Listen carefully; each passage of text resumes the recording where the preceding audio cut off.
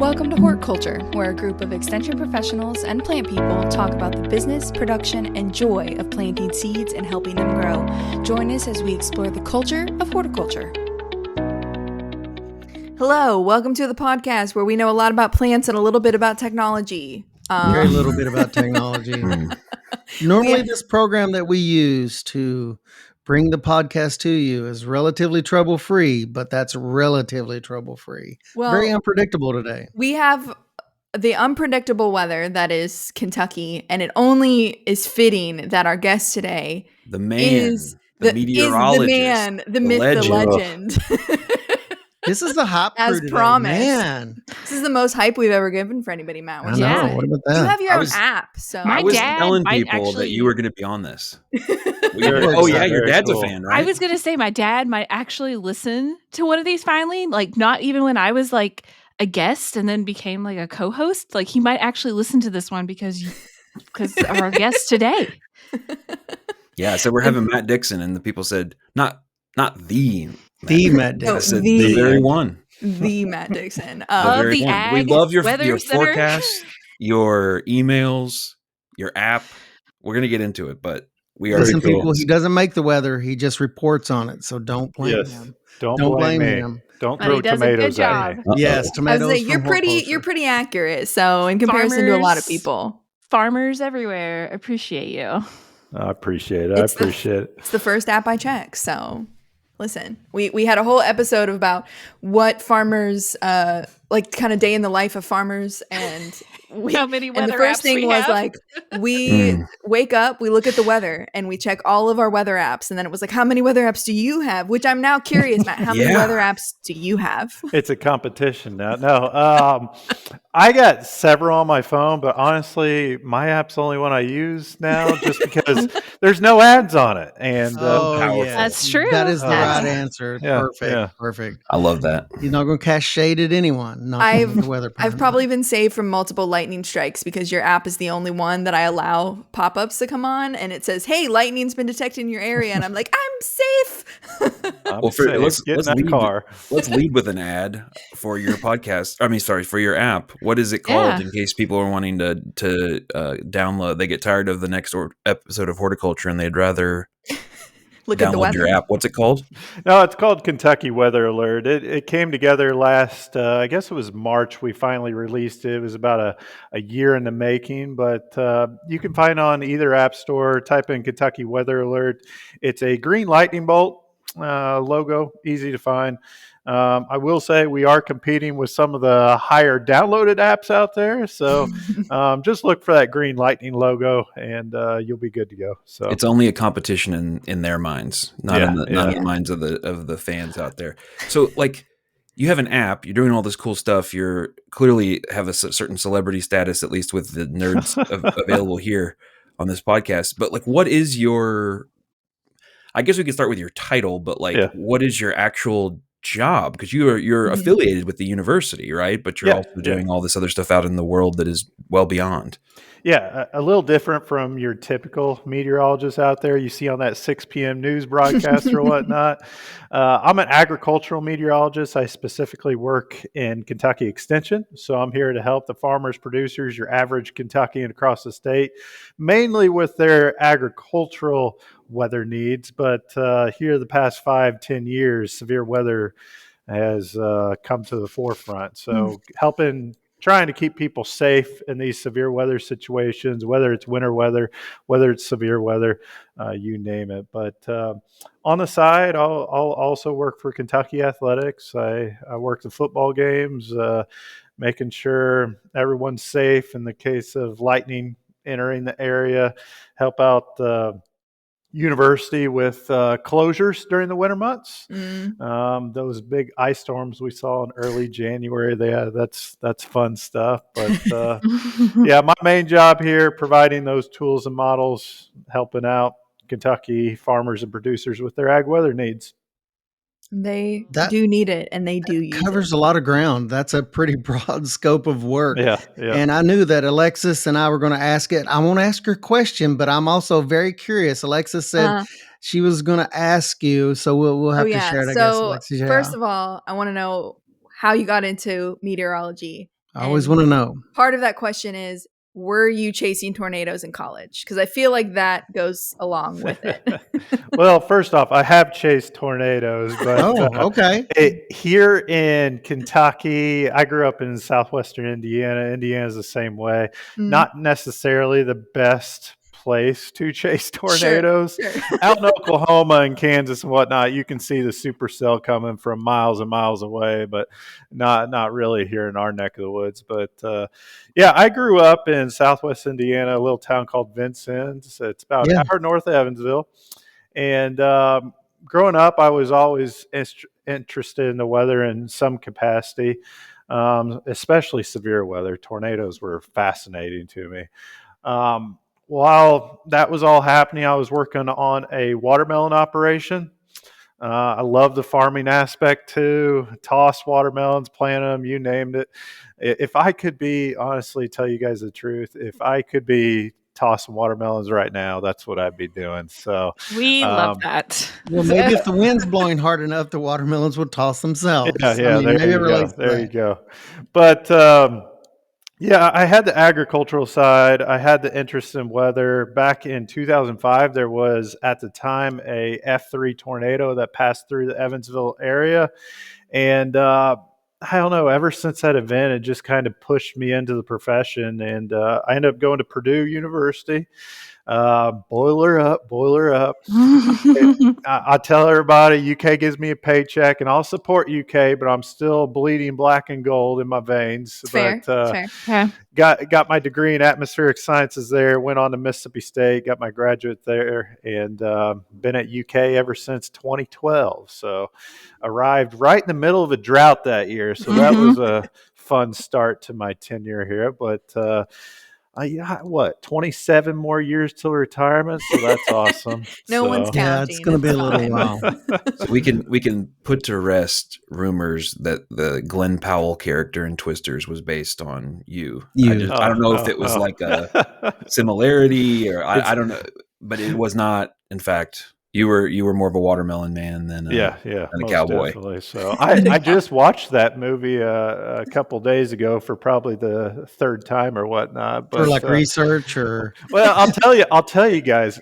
Of course, I'm a weather nerd. I'm all about those movies and everything. But I actually liked this second Twisters movie. Okay. I don't know if you all have seen it yet, but they put in a lot of safety messages in there for the public. Look at them go. Yes, I noticed that. Yeah, the old one was like a PSA integrated into a film. Exactly, Yeah. and I'm fully in support of that. I mean, in terms of the safety messages, the facts were there. Maybe the Hollywood stuff, I don't know, but I thought they did an all right job. I appreciated those safety tips throughout the movie. So it's like when we watch movies and we go, that plant doesn't grow there. That's not. Right. They are not the tree that's blowing that by actual in the tornado. We're like, no, that doesn't grow in Kansas. That was a palm tree.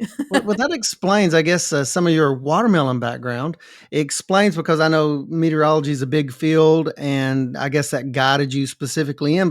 But how is like your daily chores different, being a meteorologist that primarily develops a lot of the information for farmers? Like, how is that different than just a general person that may be on the news or whatever, just in another field of meteorology?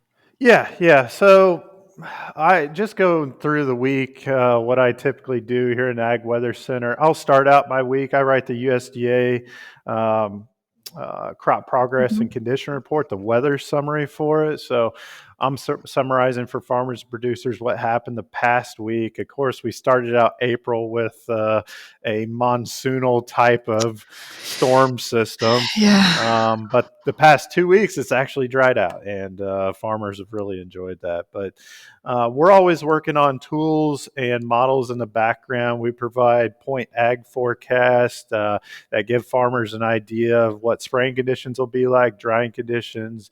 Maybe you go to the livestock side, livestock heat stress, livestock cold stress, getting that information out to the farmers, because a lot of those folks out there farming and producing, they won't get that information from your local 6 p.m. newscast. And even on top of that, we try to give high resolution forecast data, so hour by hour instead of your general daily information. So as a farmer, you want to know, when is that rain going to start? When is it going to stop? Right. How much rain are we going to get? Is it going to Yeah. keep me out of the fields the next 4 or 5 days? What soil temperatures like? Is it okay for me to go put corn and beans in the ground? Are they going to emerge within 10 days? So things of that nature. I'm really trying to help out the community. Horticulture, you all, I put in my newsletters, frost freeze dates. I know that's important to you all.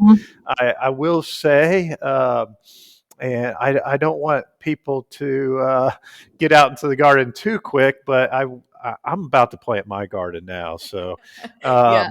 it's the forecast. We're in the 70s this week. Looking at the outlooks, they're very warm going out into early May.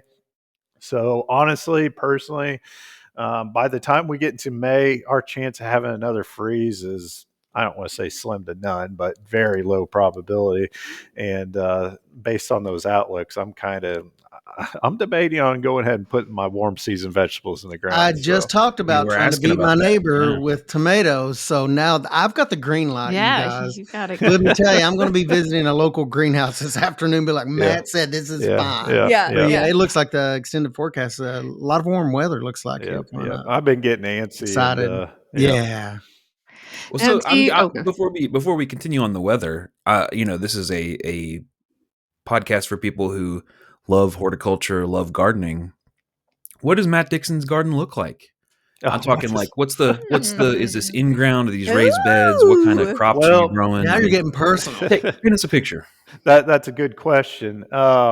So I have so much clay in my backyard. I had to go raise garden beds, and I built 3 of them.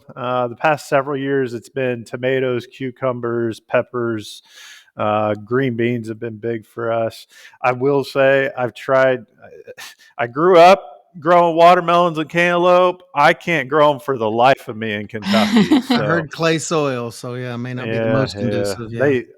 Back in Vincennes, we had sandy ground and it just thrived good on for it. those vine crops. Yeah. But around here, not so much. So disappointing, but it is what it is. I tried strawberries the past couple years, but apparently I don't have a green thumb for that. So I honestly ripped up all the strawberries and replaced it with warm season vegetables. So fruit's weird, it's okay. Fruit's its own thing. Once you get out of the vegetable world, it is a little bit tougher. It is. But tomatoes seems pretty straightforward. So that's probably best for me. You mentioned, you gave a time frame when you first started talking. I was real curious. What did you say, like the last 5 years, weather, you referenced kind of weather events, big weather events. Is that like a more recent phenomenon or is that like a trend or what's going on there? So, because there's this awareness that people have of a lot of big events have happened here recently. We get that question a lot. Yeah. If you look at there's a website called the National Centers of Environmental Information, and they track billion-dollar disasters across the United States. And if you look at the data, now these are big-time disasters, obviously, $1 billion worth of damage, but those disasters are increasing in frequency across the U.S., and that includes the state of Kentucky individually. So if you go from the 80s to the 90s, 2010s to now where we're at, we see the frequency of these disasters still increasing.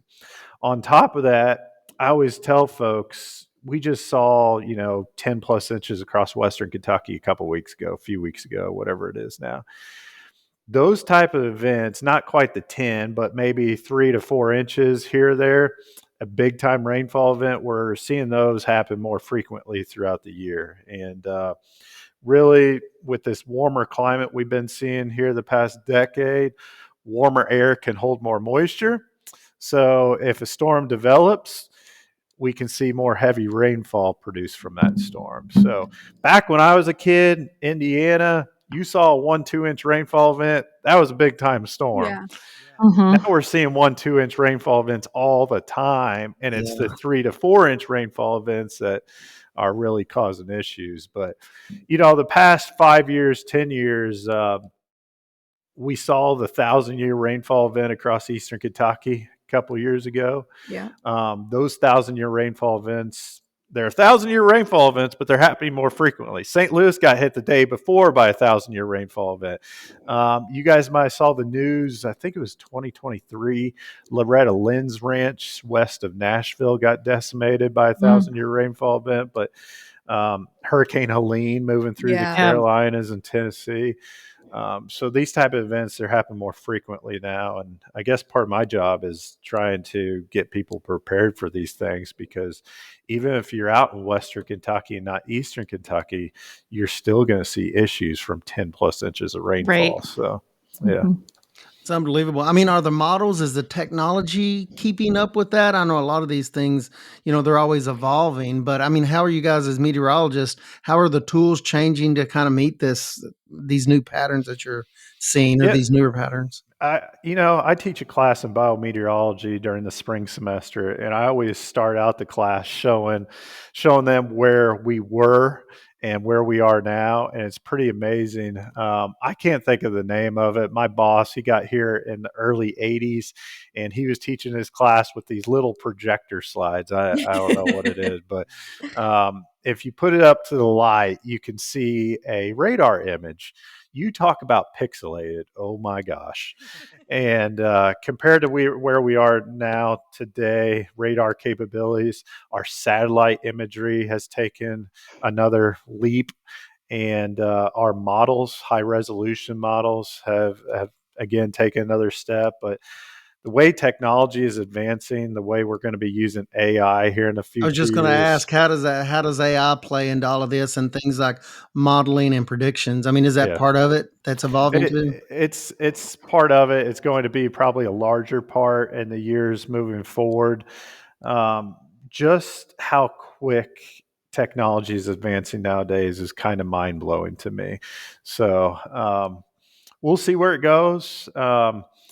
I'd like to speak more on the topic, but I'm not the guy in the background creating these models. So I'm the one using them, I should say. But yeah, it's never going to be a perfect science. There's too much in the atmosphere to take into account. We have to make a lot of assumptions in these models, but we're getting better and better every day. So.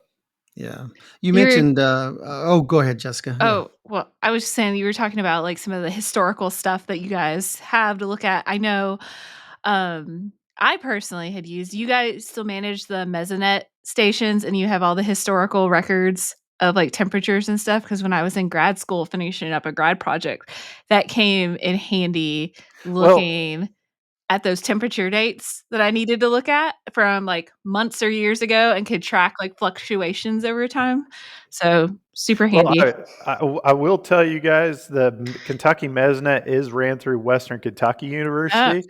Yeah, they're absolutely awesome network they have down that way, but they are kind enough to give us the data in the background so we can input that information into our tools and models in the Weather Center for folks across the state. So I can't say enough good things about the Kentucky Mesonet. I think they have over 80 weather stations now, research quality weather stations.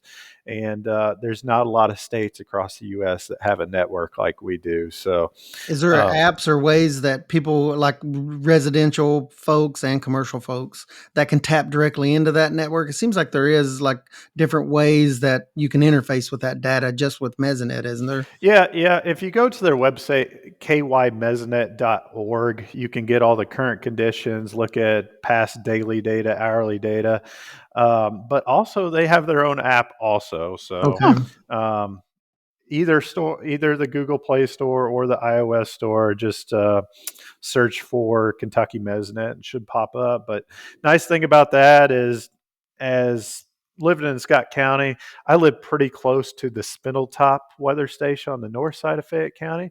So I have that saved on the Kentucky Mesonet app, and I can just pull that up and see how much rain I got since midnight, what the temperature is like, so on and so forth. I wonder, where we live in Scott County, I wondered what was the nearest Mesonet, and I don't know, and I should know. So that's the one over by Spindletop then. Yeah. Unfortunately, Scott County does not have one yet. Yeah. I have talked to the folks down at the Kentucky Mesonet. Their goal is to have a station in every county eventually. Oh, nice. Now that takes money. Yeah. So it might be a little bit, but that's their ultimate goal. I heard somebody refer to those as almost like boots on the ground. Yeah. Hardware on the ground, I guess you could say, where it's extremely localized, which is, I imagine, a good thing as far as data, gathering that data from very local points. Well, and yeah, we can input, like I mentioned, we input that data into our ag tools and models, but it's not just us. The National Weather Service can use that Kentucky Mesonet to decide whether maybe they need to issue a severe thunderstorm warning based on that Kentucky Mesonet recording 60-mile-per-hour wind gust at some point in time. Transportation cabinet may use it. Energy may use it. So it can be used for a wide variety of purposes across the state. So, Matt, do you have a personal weather station? So, or are you I need to go home and not look at it? So one of the best pieces of advice, I'll never forget this, and I always tell the guy this. One of the National Weather Service meteorologists, back when I was at Purdue, they went on a road show to Purdue, Valparaiso, Ball State, and he always told me, he goes, Matt, everyone's always going to be asking your opinion about the weather, but he goes, you got to have your own time too. So after you clock out at 5 p.m., go do your thing. So I personally, you call me crazy, I don't have my own weather station at home. I generally have a good idea what's going on at any point in time, but I do have a small rain gauge in my backyard. I'll check periodically, but good for you. So Jessica and I deal with plants all day long, and then we go home and farm because we don't have boundaries. So we need to learn from Matt, Jessica. There needs to be a clear delineation. Yeah. As I already mentioned, my dad's a big fan, and it was a big deal when he's a farmer. He finally got an iPhone that he resisted, but then I told him how he could get all the weather apps. And at the time, it was before you all had your app. So I created a shortcut on his iPhone so he could go directly to your website, because he'd always check your all's website. So he was ecstatic when you guys came out with an app too. So boundaries. We're looking to get bigger with this app. So I guess we haven't really talked about it a whole lot, but phase 1 has came out, and we're going to be moving on to phase 2 here pretty soon. But phase 1, we want everybody to be prepared across the state for the potential for severe weather, winter weather, you name it. So we do have alert capabilities. I think Alexis mentioned that earlier. If there is a severe thunderstorm warning, tornado warning, you name it, frost advisory issued by the National Weather Service, bees, buzz, beep, beep, straight to your phone, you know about it. If there is lightning within 15 miles of your area, and this is especially important for agriculture, I don't want anybody on that tractor, open air cab, when there's lightning in that area. I know, and I preach this to everybody. I know it's a very low probability that you ever get struck by lightning, but there's always that chance. So having that alert on your phone to let you know there's lightning within 15 miles of your area, get to that car, get to that house, you name it. So does that app also do precipitation, like it says rain in 15 minutes kind of thing or whatever? So we don't do the rain in 15 minutes. We have a very high resolution radar on there. You can be as much of a weather nerd as you want to be. You can put storm tracks on it. You can overlay it with the NWS watch boxes and warning polygons. You can put lightning strikes on there, and you can look at the difference between cloud to cloud and cloud to ground lightning strikes. So that's another example of how far technology has came. We can look at the difference between lightning strikes now. But I do have my ag weather update as a tab in there currently. There's a disasters, the UK A&R disaster preparedness page.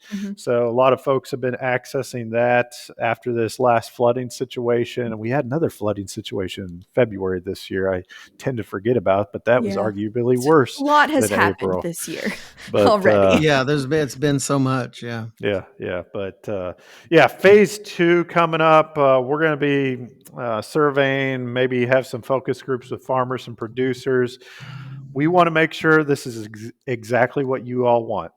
So we are going to modernize our website. I believe the goal is to make a county by county ag weather product that will be displayed in the app. You just select your county, or there is some talk, maybe it's GPS based and just goes straight to that forecast. So it's a process. There's a lot of loopholes we got to jump through. It's I never could have fathomed everything in the background that went into developing a weather app. So blows my mind.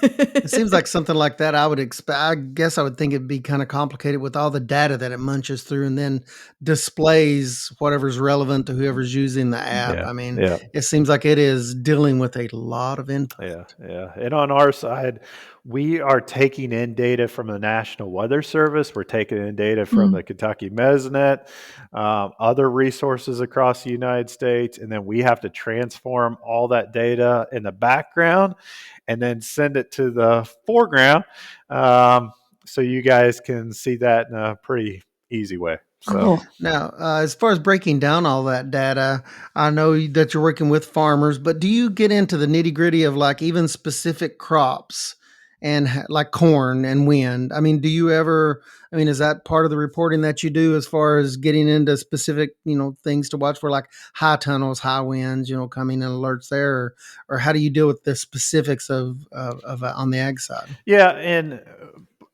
this is what I got several ideas going on in my head with phase 2, but I'm wondering about pushing out alerts if you agree to it on your phone for ag specific threats. Yeah.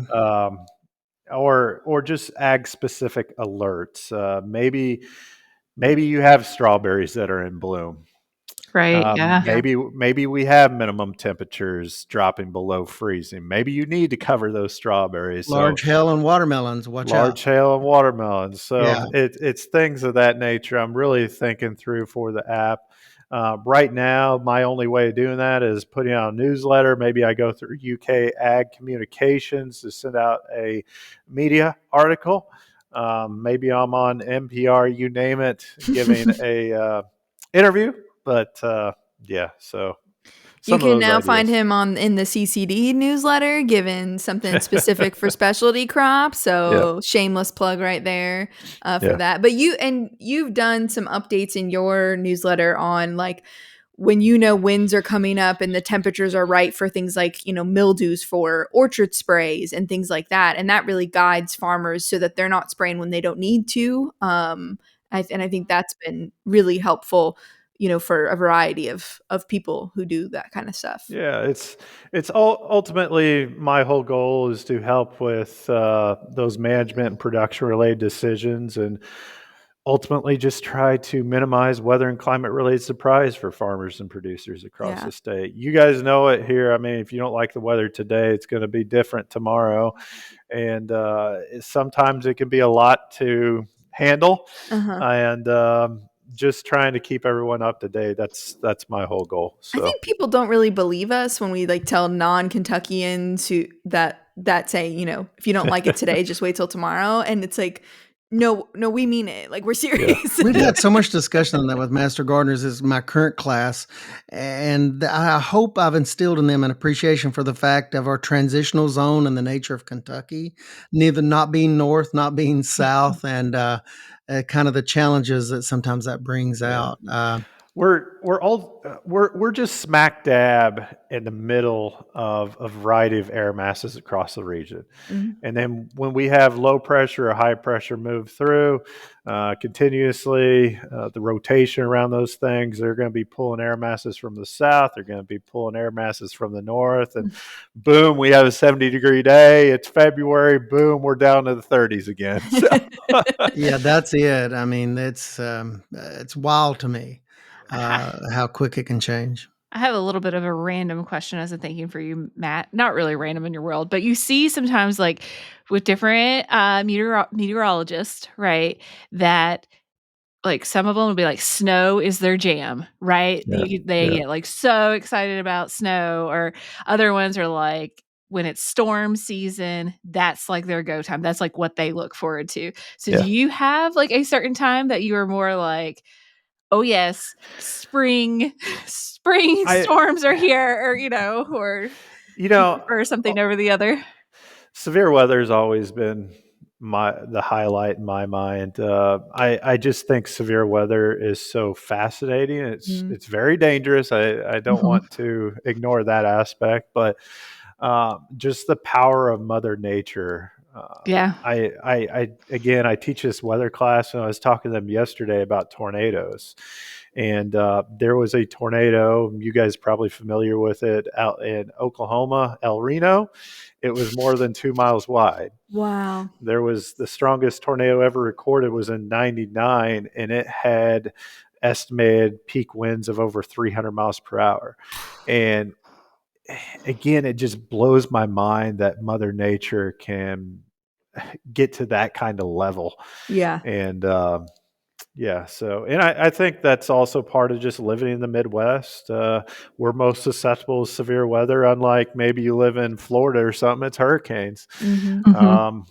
Up in Minnesota, North Dakota, their highlight's going to be winter weather. But here in our neck of the woods, it's these storms moving through. It's a little bit of everything. What's the wildest weather event, just curious, that you've ever personally experienced? Oh, that's a good question. I mean, you've named some biggies out there, but I mean, as for something that's kind of personal for you. So I guess number one will always be the December 10th tornado back in 21. Me and a coworker, Dr. Chad Lee, we were in Lexington at that time, at our own respective homes and whatnot. But I remember watching that tornado push through, and I saw the Kentucky Mesonet on site go down. And that was my first inkling that the station got hit out there.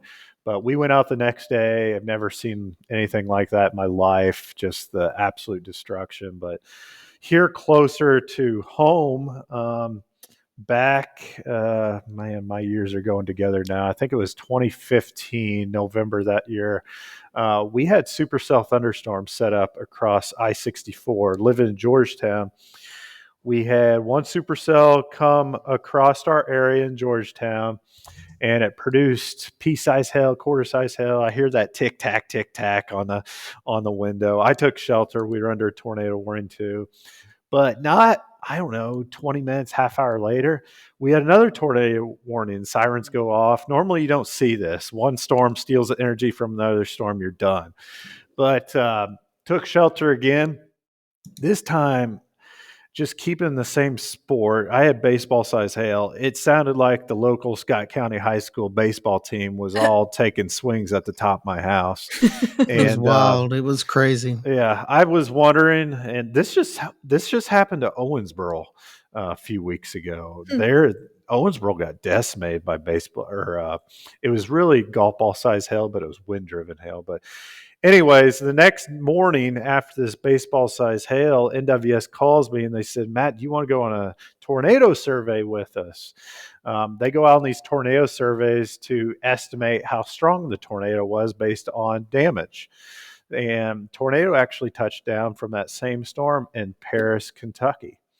So I went over there, and there was roofs torn off houses. There was walls blown out, so on and so forth. But this will always stick with me. I was walking around one of those houses, and the homeowner came over to me, and she told me her story. And she heard the sirens. She went to her kitchen window. She started looking out. Curiosity gets the best of us. Mm-hmm. Here comes the leaves. Here comes branches. Here comes a tree. Here comes the tornado. Tornado ripped her kitchen wall out, ripped her with it, and she landed face first in her driveway. And she had something like 10, 15 stitches in her lower lip. This is 12 hours after the fact. She's still visibly shaking, but that moment has always stuck with me. Again, Princeton, that EF4 tornado will always be number one, but just going personally through that event, hearing that baseball size hail smack in your house, Yeah, that'll always stay with me. Trying to remember what your insurance agent's name is in the process. Those storms in Scott County is why when my wife absolutely demanded when we lived on a slab, we got a in-ground storm shelter installed in concrete. Yeah. One of the ones that, GPS located and everything and well designed. But those storms, it was not an option. My wife said, no, this is not an optional thing. It's going to be expensive.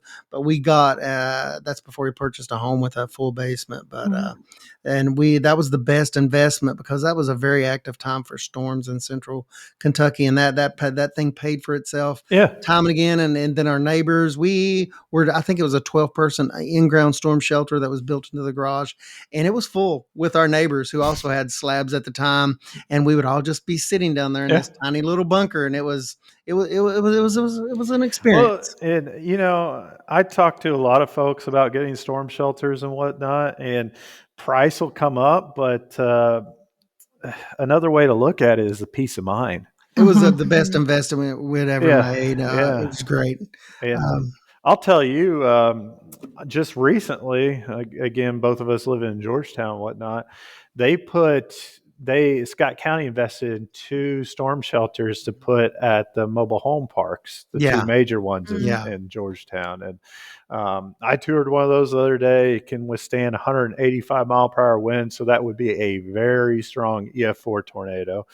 Very low chance we ever see one of those, but still peace of mind aspect. Folks know that they're safe. So is that a unique thing for Scott County, or does that happen like in other communities? I've seen those, seems like other places before. Well, I believe, don't quote me on this, but I believe Scott County was funded through FEMA. I have been talking to some other counties about what Scott County did. But as far as I know, not every county across the state is going to have those. Yeah, I thought that was pretty neat. So we, working with farmers sort of directly, and a lot of what I have heard people, say is we know that weather is going, or it seems like at least weather is going to continue to change rapidly and kind of like large swings, it seems, between temps or a lot of wind or a lot of rain, and just sort of thinking about, the sustainability of farming and what they can do. Are you hearing anything in your circles as far as, I know you're the way you're coming from it is very different than the way we come from things, because we're thinking, plants, right? But is there anything people can do from a farming perspective to maybe help them along the way when dealing with some of these like wild swings that we have no control over? Is there words of wisdom there? I guess my words of wisdom would be prepared, constantly be checking that weather forecast, because as we've been talking about this entire episode here in Kentucky, it can change pretty quickly. But being up to date, having a weather app on you, whether that's my app or something else, maybe having access to these newsletters. Extension is a great resource across the state. I know we talked about Master Gardener helping you out in that aspect, but in terms of severe weather, making sure you're prepared for a situation. I know this is a crazy situation, but my cousin works on a farm in southeastern Illinois, and they lost their entire farming operation, machinery, and you name it, to a EF3 tornado back a couple of years ago, right before planting season. But looking at the agricultural aspect, weather's changing too. Looking at the ag side, this warmer and wetter climate we've been stuck in the past decade is just going to keep on getting warmer. These storms can hold much more water, but at the same point in time, flash droughts can be an issue too. Mm-hmm. So as wet as we've been, we can have these flash droughts we've seen in the past few falls. It gets extremely dry for a month. Now, this pattern we've been in is extremely dry for a month. We might make up for that in the next month, all in one or two events. Yeah. So looking at our growing and grazing seasons, they've been expanding here the past decade. but also with that warmer, wetter climate comes more disease potential. I've been talking to people about pest pressure recently too. So we have a warmer climate in place. Maybe there's pests that don't necessarily overwinter in Kentucky, but they're able to overwinter farther north in the United States, making that migration to Kentucky that much easier. So these are things I believe farmers and producers might want to start thinking about as we go through the upcoming decades. I know the focus is always going to be on the next week. What's the weather going to be like and everything? But it doesn't hurt to think long term a little bit too. Right. So. Right. And, we like to prepare people, for the upcoming season or the upcoming whatever around here. So it's kind of one of those things like, we might have a flash drought, so maybe think about getting your irrigation in the fall. Or if you've been, biting the bullet on something, put some money away every month for that for next year, and get insurance. It all comes back to me for that peace of mind aspect. So past few falls, I have some cattle producers that are like, Matt, should I buy some extra hay for the winter months since we're already feeding now? And I'm like, peace of mind aspect. Do you really want to be worrying about that in the middle of February? Peace of mind. Go ahead and buy it. So that's be prepared. That makes sense. Oh, well, I think that everything you've said is wonderful. I hope everybody took advantage of it. Everybody download the apps. We're going to just see skyrocketing app downloads after this. Totally. And if you're not in Kentucky and you're like, wow, why don't I have a Matt Dixon? Maybe go to your local land grant university, right? They probably. And I'll mention, I don't think I've said it yet. This app can be used anywhere across the United States. Awesome. Cool. I had a county agent that took this app with her to Aruba recently. So if you're going on vacation in Disney World this summer, take the app with you. It will, based on your GPS location, if you got lightning in that area, it'll let you know. Nice. But and what's the keywords again, Matt, for the app? If you can give us specific search keywords for that. Kentucky Weather Alert will put you in the best spot. Again, we're competing with the bigger weather apps out there. The amount of downloads we have aren't necessarily like we'll say the Weather Channel or Weather Underground yet. I'll say yet. Maybe we'll get there. But you are probably the biggest weather app in Kentucky because you're the only one that's from Kentucky. So you can say that. Well, and the other goal is the ag weather side. Whenever we started developing these things, I was looking on the app stores and I couldn't find a ag weather app that was free. We're Kentucky Extension. Whatever we make on the ag weather side is going to be free to you all. So, free and which having no ads when you're like stressed out about a tornado is really nice to not have to deal with. It's like, I don't want to see these dancing bears or candy rolling across my phone. One of the best compliments I got was from a rural farmer in Boyle County. She told me this is the only weather app she's been able to use because ads aren't bogging it down. So nice. Oh yeah, Boyle. I used to be the agent in Boyle County, and man, you get out there, and there are plenty of places where you ain't got no service. No service. So. Those people barely have to walk up on the hill to make a phone call. So that happens. Well, Matt, we really appreciate you being here. Obviously, weather is a big part of what we do and what we preach about pretty much every episode. So having your wisdom is wonderful. Plus, we got to all fangirl a little bit and that was great. And Jessica gets to say, Don, guess who I met today? So, so that's always awesome. So check out the show notes for, info on that app. You can also, if you sign up for the Center for Crop Diversification newsletter, you will see Matt's monthly updates now. We've wrangled him into doing that. Thank you so much for that. So you can get those there. And we also put a link in our newsletter for yours. So if you want just a more in-depth Matt Dixon weather awesomeness, you can sign up for 2 newsletters that way. But we'll put links to that in the show notes. Shoot us an email if you have any trouble getting that, and you follow us on Instagram. You can send us some messages there. Again, we put that all in the show notes because we know a lot of you are driving or have gloves on and doing something along those lines right now. So you can't write that down. But we appreciate you guys being here with us today, and we hope that you will join us next time. Have a great one.